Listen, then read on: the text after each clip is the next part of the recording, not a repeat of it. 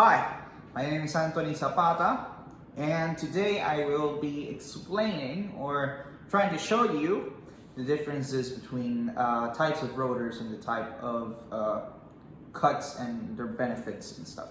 For example, what's the difference between drilled and slotted or slotted only rotor? What should you expect?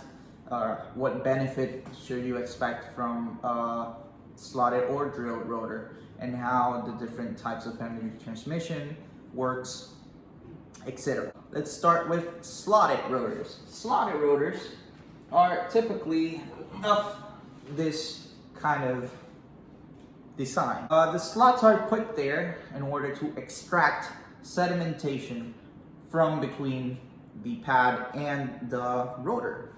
As you may know, when you stop and when you brake your vehicle, the pads usually, always, will break away some sedimentation because of the contact between the pressure and the contact between the rotor and the pad.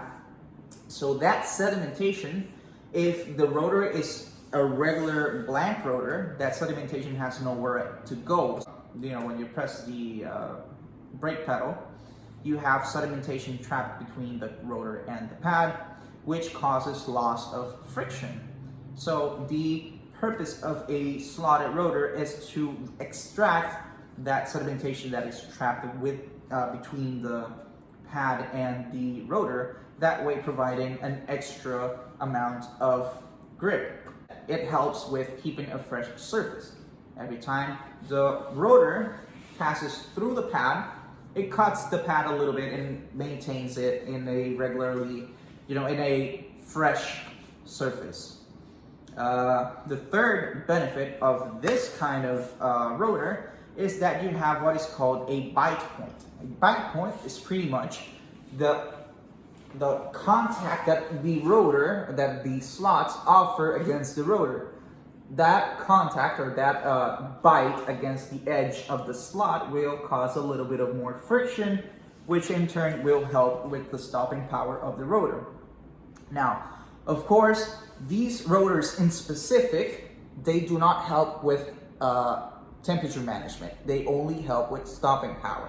Okay, so you will not have better temperature management only by design of the rotor. You're just gonna have a lot better friction coefficient. You're also gonna be spending a little bit of more pad material, obviously, because you're gonna be having a fresh surface, and this cut will always be cutting on the pad, so you will also have a lot of more pad consumption.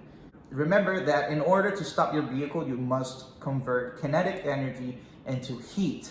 So when you add these kinds of slots and cuts into the rotor, you will be transforming or increasing the bandwidth of transformation of kinetic energy to heat. Therefore, your rotor will be running slightly hotter. Obviously, you have a lot more friction. Your rotor will be running slightly hotter.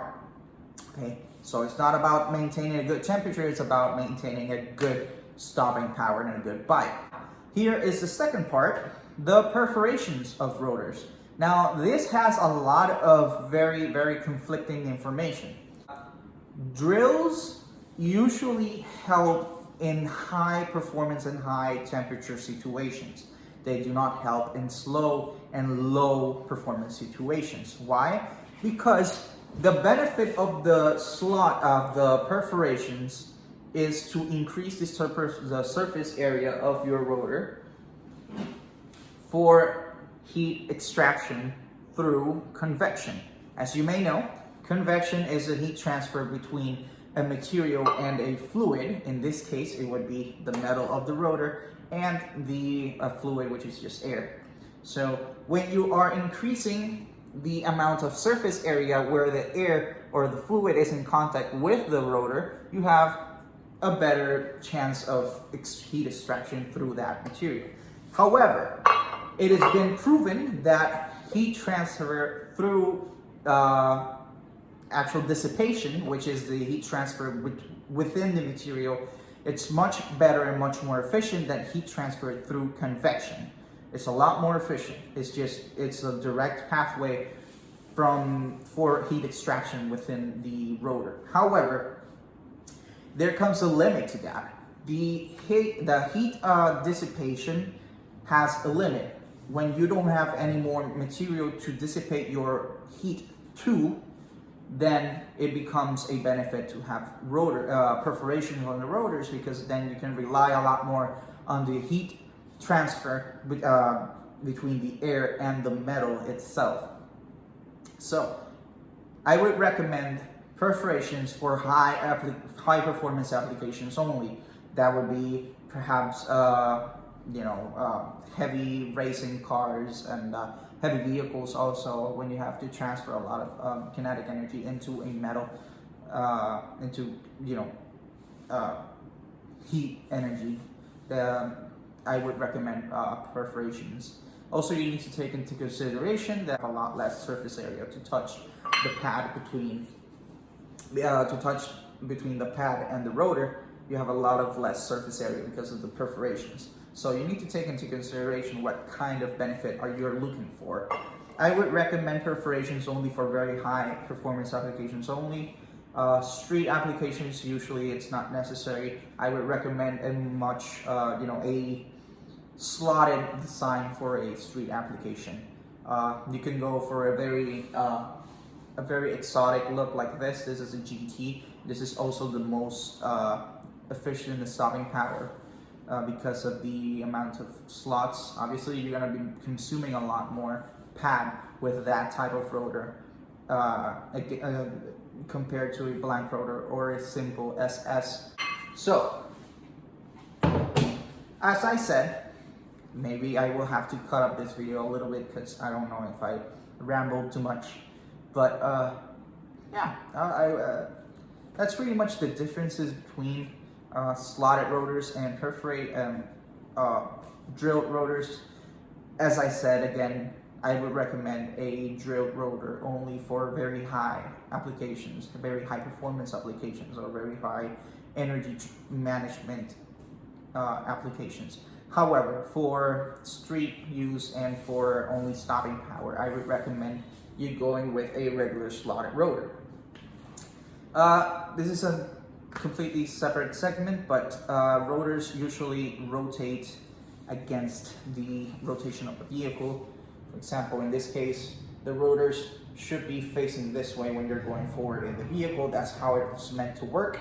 The theory behind that, it's that when you have pad material trapped within the slots, it goes and stays and lays up in the hub against the hub. In compared, if you rotated this way, the sedimentation would eventually end up in the borders of the rotor, which in the end would cause a little bit of unbalance or disbalance, or just like the rotor will eventually have material build up on the borders, which will cause a slight unbalance within the rotor itself. So the theory, or the way to put it, is against the flow of the vehicle, which is this way, so that the sedimentation, when it ends up in the border of the rotor, in this case it would end up against the hub, it does not cause that much of a disruption in the balance of the rotor. That's pretty much it. Also, you need to take into consideration the internal vanes of the rotors. Most vehicles are straight style vanes, which they don't really matter. The blanks don't really matter where you put them, left or right. However, there are vehicles which have directional vanes, and that would be, you would have to install the rotor based on the direction of the internal vane of the rotor, not based on the surface of the cut. Okay, especially if the cut is not made correctly or not made taking into consideration the internals of the rotor. The best way to transfer heat in low performance applications is through heat dissipation, which means that having no perforations for low performance applications is better for the heat extraction, okay? Heat dissipation. However, when you have a very, very hot rotor and you need to put more energy into it, aka you need to stop a lot more even when your rotor is already hot, then you don't have any more space to store that energy, if you know what I mean. You know, when you don't have any more space to store that energy, or the rotor is so hot that you cannot store any more energy through it, then the perforations become a benefit, because now the best way to extract heat is through convection, not through dissipation, because you cannot dissipate any more heat. The other good way to dissipate energy would be through radiation, which in fact the perforations can also help with that, because you have more surface area for the rotor to be able to irradiate energy. So yes, it's a little complicated. In short, slotted rotors improve your stopping power. Perforated rotors help with heat management in high performance applications only. Okay, low performance applications, they really do not do much, especially for daily use. And you need to take into consideration also that if you are using a rotor for a daily application and it has perforations, if the perforations are not made correctly, it can crack the rotor. That's why our rotors are made with conical design instead of a straight cut design. For example, here we have this is a regular eBay drilled-and-slotted rotor. It's a G3000 carbon steel material. And as you can see, the perforations on this baby are straight cut. Let's see if you can see that. As you can see, there's no bevel or gradient between within the perforations. However, when you compare it to our premium design rotors, our premium design rotors are not made with just a straight cut perforation. We have a gradient, meaning that you have a little bit of a, there you can see it, you have a little bit of a gradient, goes from big to small on the perforation. That helps a lot with the structural integrity of the rotor and helps it to not crack. So our rotors are made to not be cracked. Anything else, any questions or comments? And I know I'm not a genius, and I know I don't know everything about the world, so if I missed something, just let me know and we'll go ahead over it, and I'll try to learn, and I'll try to explain anything if you guys didn't understand something. I'm always here available to help you guys, and I'm trying to make cool videos, trying to explain, what little knowledge I have of the material. I would like to explain it, I would like to share it to the world. So thank you very much for watching this long ass video. I hope you enjoyed, and yeah, let's keep in touch.